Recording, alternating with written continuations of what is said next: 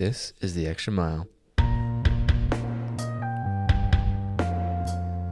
Hi, everybody. Welcome back to The Extra Mile. I'm Justin Duncan. I'm always here with my co-host and friend, the G5. Hey, George. How are you? I'm doing good. I'm glad you're listening to us. Remember to do all the things. Helps the algorithms. If you're watching on YouTube, make sure to subscribe, hit the like button, tell people about it. That's really the best thing you can do is tell people about it. So if you're listening, give it 5 stars if you like what you hear, and follow. And if you're not listening, start listening. It's very important. All right, pour that coffee, man. Let's pour it. And I got my chocolate bar, my protein bar, really, but I love it. The protein bar. Yep. Well, what do you want to talk about? You're preaching this Sunday. Yeah. Yeah. I don't know why I signed up for that. So you did it to yourself, is what you're saying. Yeah. That's good. It's a sign of growth, right? It's a sign of... I don't know. I was called to do it. And I enjoy preaching, and it's fun to come up with lessons. But, yeah, I think the concept I've come up with is I had several ideas. I've really been inspired by, our conversations to have the Beatitudes and the Sermon on the Mount and to work with what Jesus is talking. Mm-hmm. And honestly, George, I'm doing so much meditation about that.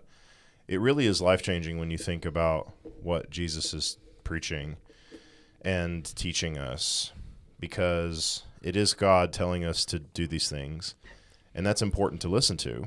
And so it's wonderful what we're talking about is Matthew 5, and yeah. And I know that's sort of maybe for people who preach more often, Matthew 5, they sort of, Matthew 5, we're tired of that. That's sort of entry level. We have, no, I don't think so. Matthew 5 is awesome. It's Jesus' sermon.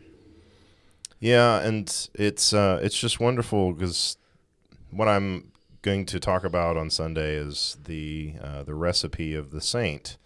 And I was sort of inspired by these cooking shows that you see all the time on YouTube or Reddit or whatever. Yeah, I love the Great British Baking Show, man. Well, okay, there you go. Oh, that's so good. I used to watch that, and it's so wonderful to see people, I guess, well, I don't necessarily enjoy those type of shows where they're under stress and everybody's around them competing with them and they're all trying to be creative. To me, that does not speak ease. Why not? And enjoyment. But whatever, to each their own. But when it comes to the concept of baking and cooking, I have a recipe for oatmeal, raisin, cranberry, pecan cookies. Yeah. And I also made sort of the observation, isn't it interesting how we all have a world famous and nobody knows that, because I only make it for my friends.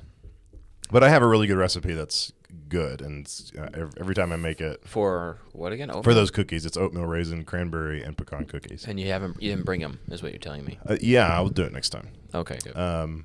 Well, if I can remember. But yeah, they're quite good, and I think I got the recipe off of Pinterest years and years and years ago, and have tweaked it whenever you would learn a new trick or what have you. Mm-hmm. So the secret ingredient is you brown the butter. So that's the secret. And the recipe itself is quite good. And I was considering, okay, when you take all of these individual ingredients, you take flour and you mix it with baking soda, and there's a chemistry there. You mix it with sugar, and then you put in the eggs. But if you put in too many eggs, it turns into this. If you only put this, it turns into this. And so I was probably going to throw up a comparison of, well, this is what happens whenever you add too many eggs, and you can see the result of baking if you change the recipe. And so changing the recipe is not really recommended, and people try it, though. And so you can see that every time the ingredients change, that the recipe, the outcome is going to differ. And so when you follow the recipe, you get the cookies, right? But you can also take in other wisdom. Like the recipe didn't talk about browning the butter. That was just somebody suggested that to me. Oh, you should brown the butter. It'll make it a little more smoky, a little more flavorful. Okay, tried it, and it was better. And so now I've tweaked it to where that's my take on those cookies. So they've really become my cookies that I make. And so with that idea, if you take all the individual ingredients as themselves, once they combine into the dough, they can't go back. They can't go back to individual ingredients. You can't, I don't know if you can, but my assumption That's is an interesting point. You can't extract. you can't take the butter out of the flour anymore. Right. Once you've mixed them all together and you've made a dough, you can't go back. Yeah. You can only go forward. And then, so that was a point I was going to talk about. And then finally, what everybody doesn't really want to talk about is you have to bake the cookies. And so there's a direct parallel to the Christian life and what Jesus talks about on the Sermon on the Mount. So that's the recipe of the saint. You talk about all the individual ingredients. You have to start acting nice to everyone, not just your friends, not just your family, not just the people of your skin color, everybody, because they're your brother. And that's what Jesus is talking about. And then you have to put away the old. You have to repent. You have to put on righteousness. And so all of these individual ingredients, I'm going to talk about, Lord willing, that you combine them into the matter of yourself as a Christian, but only at that time are you the dough. And then the uncomfortable thing is we're put in the fire. We are baked. Oh, I see. That's a good point, man. This is great. Yes, it is. Thank you. I'm kidding. Thank you. That's very kind. But I that's inspiring to me to say we're all put in the fire and we're tested. But the Bible looks at that as look at your testing with rejoicing, because that testing will produce endurance. And out of that flame, out of that crucible, out of the testing of, hey, you are going to be placed in a position where you are going to be forced to make a choice. It is going to happen to everyone, to you, to me. It happened to David. It happened to Solomon. It happened to Moses. It happened to Jesus. It happened to the apostles. And when you're placed in that position, you are going to be tempted. And only with the help of God, after you've combined all those ingredients to the dough, can you become the saint that God wants you to be. And what Jesus talks about is putting on righteousness. And so you become holy. Be holy, for I am holy. And so with that testing, it produces endurance, and that's something that we can rejoice. But people are afraid of that, and we're not supposed to fear anything. We're not supposed to fear the devil, because Jesus is with us. God is with us. Mm-hmm. And then Ephesians 6, it talks about that we're not just standing out there about to be run over by a train. We have the armor of God. And so you put on all of these things, and you will be able to withstand the fiery darts of the devil. And so the testing is literally just part of the recipe. And that's something to not only look forward to, but be prepared for. And so you can go back to the analogy of the cookie, that if you put one too many eggs in, or you didn't put baking soda, or you didn't put enough flour, or whatever, the outcome's not going to be what you want it to be after the firing, after the testing, after the baking. And so that's something to keep in mind. You want to be prepared for when that temptation comes. Because we're told about David and his great sin, right? And so David's great sin being that everything seemed to be great. He was a man after God's own heart. He had written many psalms that we still read today. And he was the king. He had been given the kingdom. He had obeyed God. And then he was sort of relaxing on his balcony. He wasn't out in the field with the army, but he was out on his balcony relaxing, and he sees a naked woman, and he lusts after her. And instead of turning away, which is what he should have done, where you see, You turn away. Oop, don't look at that. Walk away.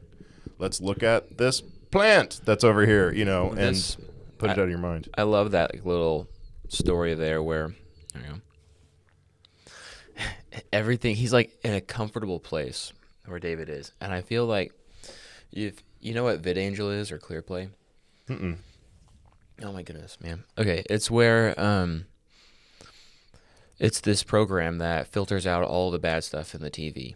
You can pick what you want, whether it be nudity or vulgar language or violence or whatever, and you can go ahead and pick. And oftentimes when people do that, and they filter it out. And there's a lot of shows where, well, if you filter too much, then it cancels out a lot of the movie, right? Mm-hmm.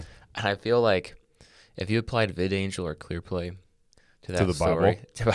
to the Bible, especially to that story too. I mean, you just think about it. David, first the camera's just panning over, Jerusalem, and it gets to the palace. I'm picturing this as a movie. It's a nice sunny day, and he just wakes up, pours a cup of Joe, and walks out in his balcony. Kind of brushes his fingers through his hair and takes a sip. And it's like, I'm comfortable. Things are good. And then VidAngel shuts off the movie because not only does he sleep with her, then he murders someone. It goes south pretty fast. That's an amazing point. I love that. I mean, yeah, you're exactly right. Like David had accomplished so much. Yeah. So much. But that's the point. The point is that it will come. Yeah. But then what, like, I love counterfactuals. What could David have done? What could David have done in that moment of temptation? Slept with his other 500 wives. I don't know. Well, there's that. But definitely just sort of turning away. Probably got to cut that part out, but no, it's fine. I mean, but you're right. I mean, there's something about temptation that makes sin so appealing. So you got your mind set, on the physical at that moment. Yeah, exactly.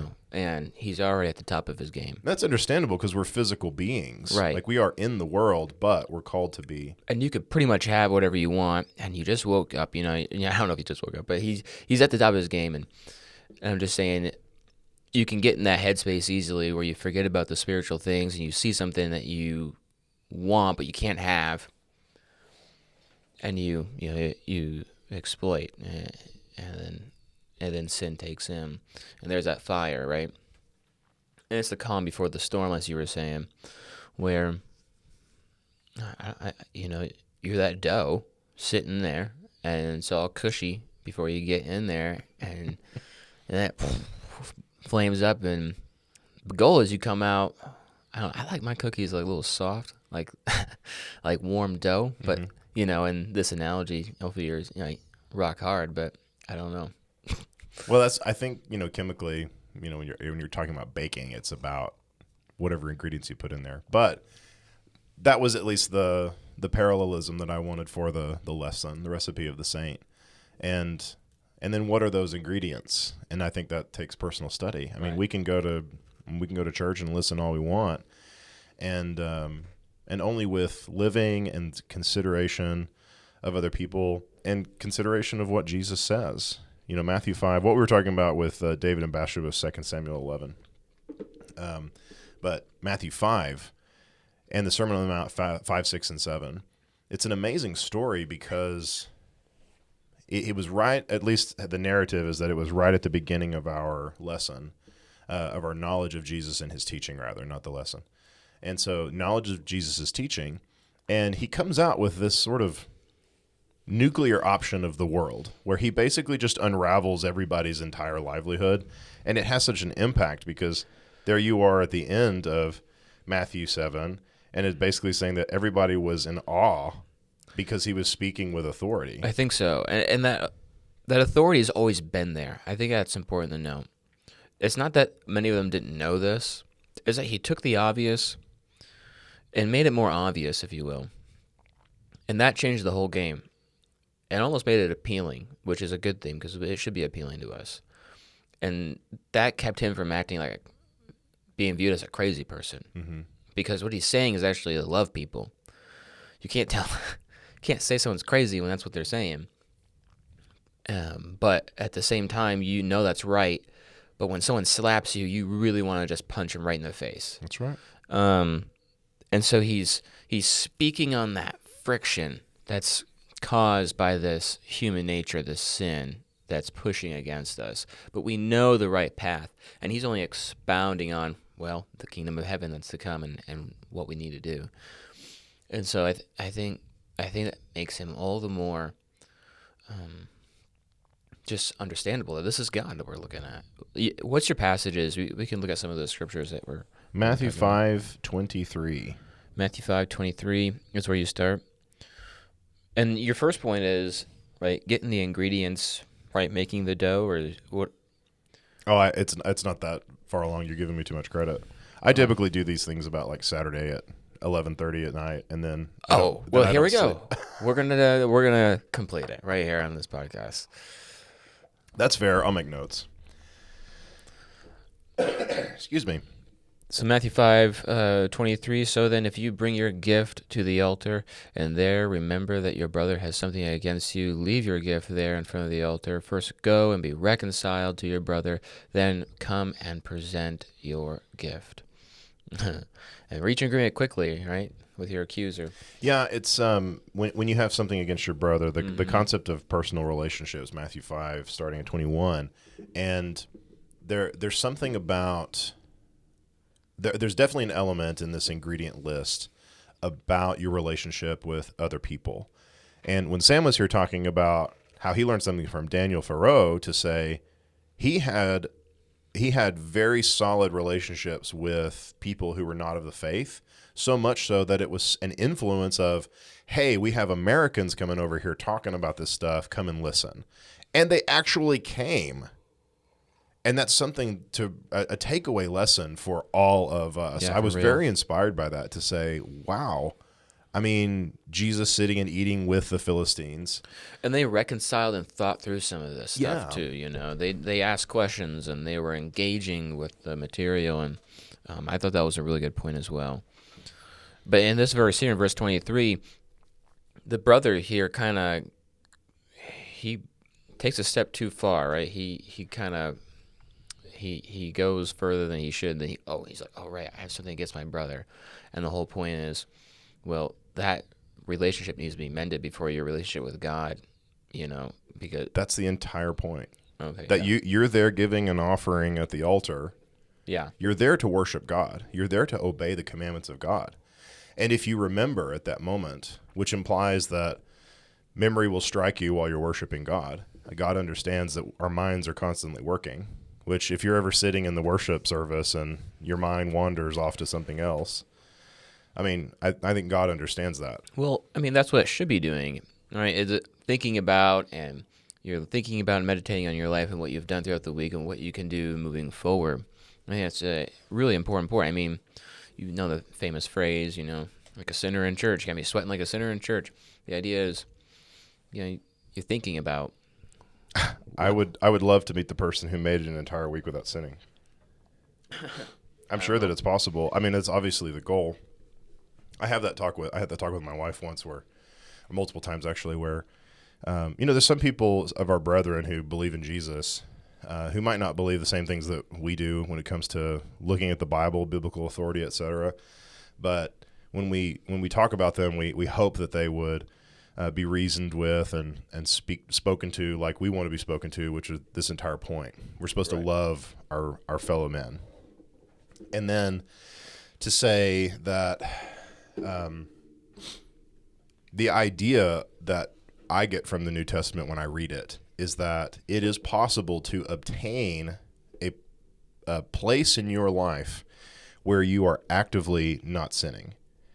And so when we get to the point where we're completely righteous and we've put on the armor of God and we've got Christ in our heart and we've matured, as Paul talks about these concepts of maturing past needing just the sincere milk of the word, like you can have adult food and you can talk about righteousness and love and you can put that on in your behavior, that you can actually go extended periods of time without sinning.